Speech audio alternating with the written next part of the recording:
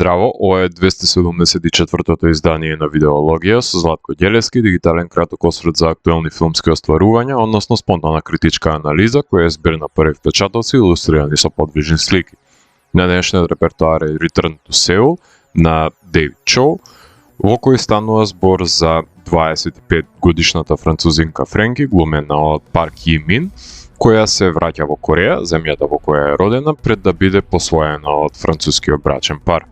Таа престојува таму со цел да ги пронајде нејзините биолошки родители, но потрагата се претвора во одгатнување на мистеријата која води до себеспознание. Секако дека најочигледен емпириски проблем на филмот ќе представува колизијата на различните култури, со оглед на тоа што Френки, иако е родена во Кореја, со себе го понесува францускиот начин на живот, кој со својата директност не кореспондира со корејската еуфемичност, а не е од помош нејзиниот најстојчив татко, кој својата наметливост на неразбирливиот јазик за Френки ја смета за компензација на пропуштените можности помеѓу нив. Иако Френки физички ја дели жолтата раса, далеку се чувствува од азиската култура. Морам да ја напоменам констатацијата која ме пленеше додека го гледав филмот, а тоа е појавувањето на фрустрацијата кај ликот од неможноста да стапи во контакт со својата мајка и најде заеднички јазик со семејството на таткото, кои сакаат Френки да се откаже од западниот живот и да се пресели во Кореја,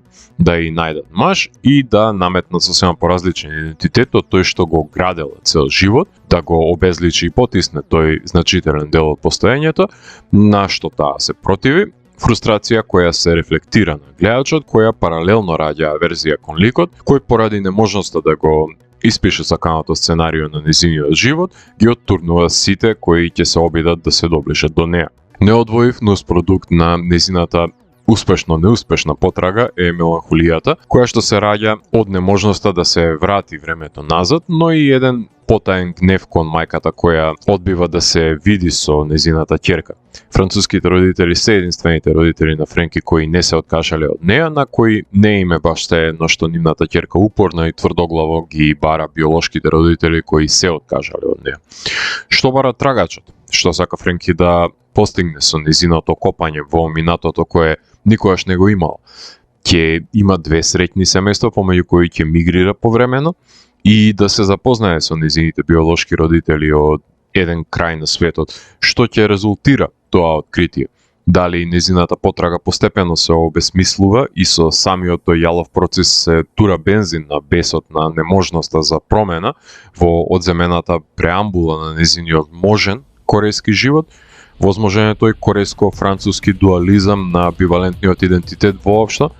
Нема да најдеме одговори на овие прашања, како што Френки нема да најде одговор зошто нејзината мајка не сака да ја види. Затоа Дейвид го искористува овој наративен јаз да си игра со суптилностите во пролонгираниот престој во интимата на ликот, вткаен под бедемот на актерскиот перформанс на изведувачката Парк Ји Мин, која дебитира на филмското платно и го носи филмот на својот грб. Своевидно таа го трансформира физичкиот изглед низ 8 години во кои се протегнува действието, правејќи челост со која треба да ни даде до знаење дека станала резистентна на престојот во Кореја, научила и дел од јазикот, но не се индоктринирала комплетно и не може да се занемари шупливоста на карактерот која останува од незнаењето, која не се компензира со ревносно удирање на главата во зид. Радосно ми представува кога ќе го видам во филм препознатливиот Ок Кванг Рок, постојаниот соработник на Парк Чан Вук, посебно во неговата одмоздолјубива трилогија, кој соодветно го портретира дисфункционалниот типизиран татко кој му робува на алкохолот како начин на прифаќање на веста за неговата ќерка, која што израснала со неговото отсуство во нејзиниот живот, кое не може да се компензира со настојчивите мејлови на неразбирливиот корејски за неа. Дейвид го базираше филмот на доживувањето на неговата пријателка Лори Бадуфл, која што патувала заедно со него во Азија, додека го снимал документарниот филм Golden Slumbers, за да се сретне со нејзиниот татко и баба, имајќи проблем да биде преведен нејзиниот гнев од страна на преведувачот на учтив корејски. Содржината е и социокритичка нишка кон проблематичниот процес на посвојување на деца во Кореја, кој во минатото има создадено голем број на разделени семејства, па поради ова зачестена практика во Романија, се вгнездува действието во епилогот во оваа држава со слична бирократска дисфункционалност. Брокер беше еден од филмовите кои ги рецензира во видеологија, кои тематски допираа до процесот на посвојување дете во Јужна Кореја, кој сепак се разликува од филмот на Деви, затоа што неговиот ги тематизира последиците на посвојувањето многу подоцна. Потрагата по биолошките родители беше предмет и на австралијанскиот Lion 2016 година, а на американско тло еден модерен филм на Focus Features ја разработува оваа проблематика, која е топла препорака да ја погледнете, односно A Thousand and One. Музиката на филмот ја работат Жереми Араш и Кристоф Мусе, кои си земаат слобода со пенетрирачкиот скор да си поиграат со емоционалната состојба на Френки, чија што ригидна биографија остава простор за турбулентниот вртлок на емоции кој дивее зад нејзините очи, пресликан во нота од страна на композиторите. Музиката се адаптира и на физичките трансформации на ликот низ времето, визави дневниот и ноќниот живот на Сеул од оркестрација во електроника. Деви со директорот на фотографија Томас Фавел соработува на играните филмови,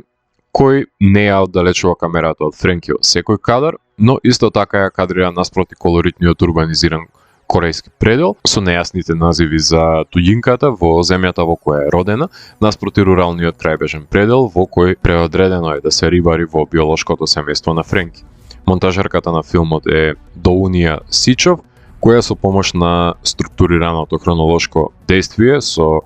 елиптични скокови во време, овозможува да се воочи дејствието напред во времето, а при тоа да не се загуби текот и да се задржи константната фрустрација од нецелосната потрага. Режисерот Деви уште од неговиот прв краток игран филм ја прави спрегата помеѓу французите и азијатите со тоа што во 2008 година го снима Expired за приказната за француската фамилија која била на одмор во Камбоџа. Првиот негов долг филм е документарниот Golden Slumbers во 2011 година, кој беше прикажан на Берлинале, филм посветен за златната ера на филмот во Колумбија од 1960 до 1975 година. Во 2014 година се прераскажуваат соништата во кратката романса Камбоџа 2099, а првиот долг игран филм на Дејви е Diamond Island од 2016 година, назив кој се однесува на најурбаниот дел Камбоџа, кај што еден градежен работник од руралниот предел на државата се пресретнува со неговиот исчезнат постар брат,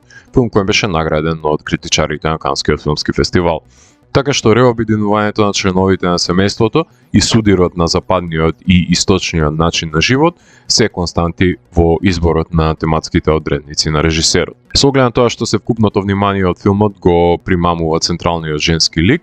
нема простор за дополнително да се запознаеме со споредните ликови кои се само попатни станици на Френки, па доколку нема да биде успешна поврзаноста на ликот со гледачот, ќе биде осудена на пропаст гледањето на филмот. Филмот имаше својата премиера во категоријата Uncertain Regard на Канскиот филмски фестивал, а потоа беше прикажан на фестивалите во Сиднеј, Тиф, Цирих, Чикаго, Бусан, Рио де Жанеиро, Њујорк, Виена, Севилја, Талин, Блек Најт, Стокхолм, Палм Спрингс и многу други фестивали. Беше награден во Атина и Белфаст, што резултираше со номинации за Independent Spirit, станувајќи кандидат на Камбоџа за интернационален Оскар, доаѓајќи дури до декемвриската кратка листа, но не добивајќи номинација.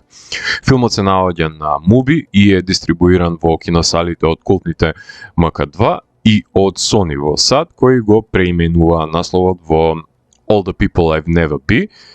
за американскиот пазар, кој е многу подиректен од оригиналниот.